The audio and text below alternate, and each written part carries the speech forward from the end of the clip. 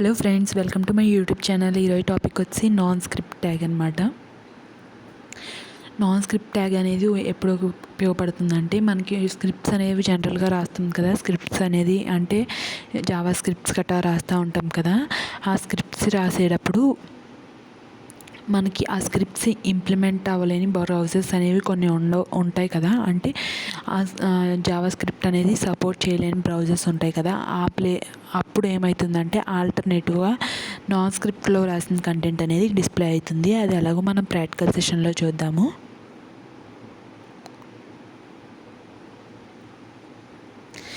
ఈ non script tag అనేది both head సెషన్లోని రాయొచ్చు, బాడీ సెషన్లోని రాయొచ్చు అనమాట.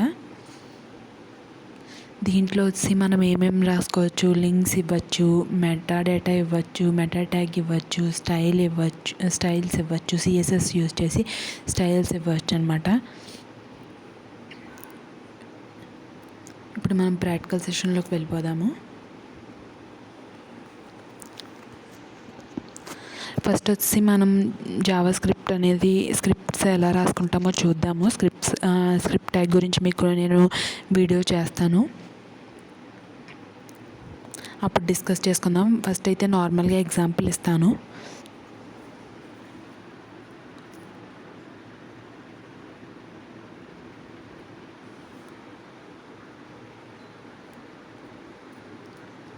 స్క్రిప్ట్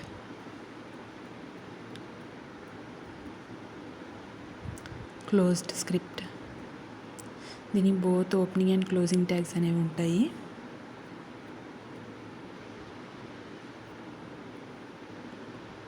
ఇప్పుడు దీంట్లో అయితే ఒక కంటెంట్ అనేది ఇచ్చుకుందాము. Document dot right. మనం కంటెంట్ని స్క్రిప్ట్స్ యూజ్ చేసి డిస్ప్లే చేయాలనుకుంటే కనుక డాక్యుమెంట్ డాట్ రైట్ అనే కమాండ్ యూజ్ చేసి చేస్తామన్నమాట. దీంట్లో వచ్చి సూర్య సన్రైజెస్ అని ఇస్తున్నాను.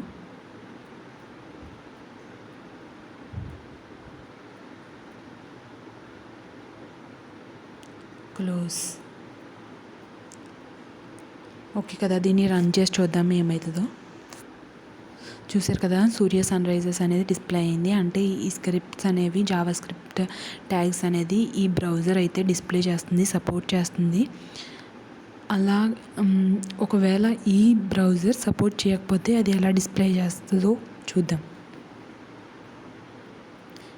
నాన్ స్క్రిప్ట్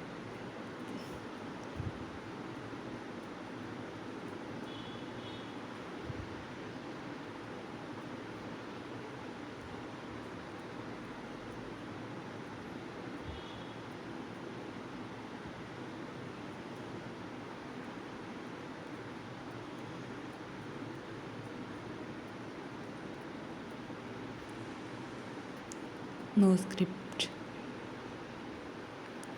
దీని నేమ్లోనే మనకి అర్థమవుతుంది కదా, నో స్క్రిప్ట్ అంటే. 1 సెకండ్, ఓ సారీ. ఓకే,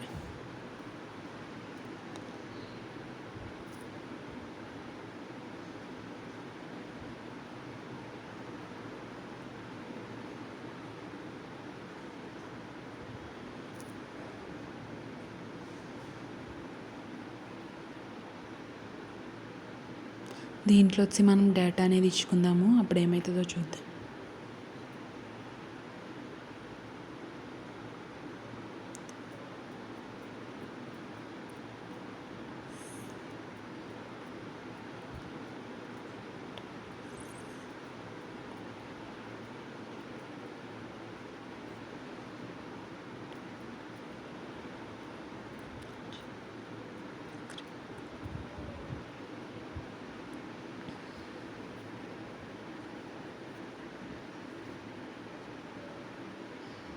స్క్రిప్ట్ ఇచ్చాము, డాక్యుమెంట్ డాట్ రైట్ ఇచ్చాము.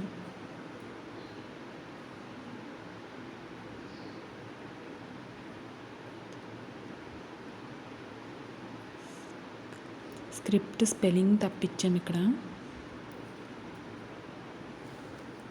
ఓకే కదా. ఇప్పుడు మనకి ఒకవేళ మనం ఈ కోడ్ని జావా స్క్రిప్ట్ సపోర్ట్ చేయలేని బ్రౌజర్లో ఇంప్లిమెంట్ చేస్తే కనుక నాన్ స్క్రిప్ట్లో ఇచ్చిన కంటెంట్ అనేది డిస్ప్లే అవుతుంది. ఈ W3 స్కూల్స్లో మనం ఇంప్లిమెంట్ చేస్తున్నాం కదా. దీంట్లో వచ్చి మనకి జావా స్క్రిప్ట్ సపోర్ట్ చేస్తుంది. ఒకవేళ మనం ఇదే కోడ్ జావా స్క్రిప్ట్ సపోర్ట్ చేయలేని వెబ్ బ్రౌజర్లో రన్ చేస్తే కనుక ఏ కంటెంట్ డిస్ప్లే అవుతుందంటే this browser own supports Java script అని నాన్ స్క్రిప్ట్లో ఇచ్చిన కంటెంట్ అనేది డిస్ప్లే అవుతుంది. ఇప్పుడు రన్ చేసి చూద్దాం.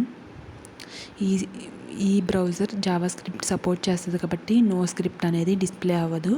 అది ఓన్లీ నో స్క్రిప్ట్లో ఉన్న కంటెంట్ ఎప్పుడు డిస్ప్లే అవుతుందంటే జావా స్క్రిప్ట్ అనేది సపోర్ట్ చేయలేని బ్రౌజర్లోనే no script content no script టైడ్లో యూజ్ చేసిన కంటెంట్ అనేది డిస్ప్లే అవుతుంది. హోప్ మీకు నో స్క్రిప్ట్ గురించి కాన్సెప్ట్ అర్థమైందని అనుకుంటున్నాను. మీకు ఏమైనా డౌట్స్ ఉన్నట్టయితే కామెంట్ చేయండి. అలాగే మీరు మా ఛానల్ని ఇంకా సబ్స్క్రైబ్ చేసుకోలేనట్టయితే సబ్స్క్రైబ్ చేసుకుని బెల్ ఐకాన్ క్లిక్ చేసుకోండి. సో దట్ మేము చేసిన వీడియోస్ అన్నీ మీకు నోటిఫికేషన్స్ లాగా వచ్చేస్తాయి అన్నమాట. Thanks for watching.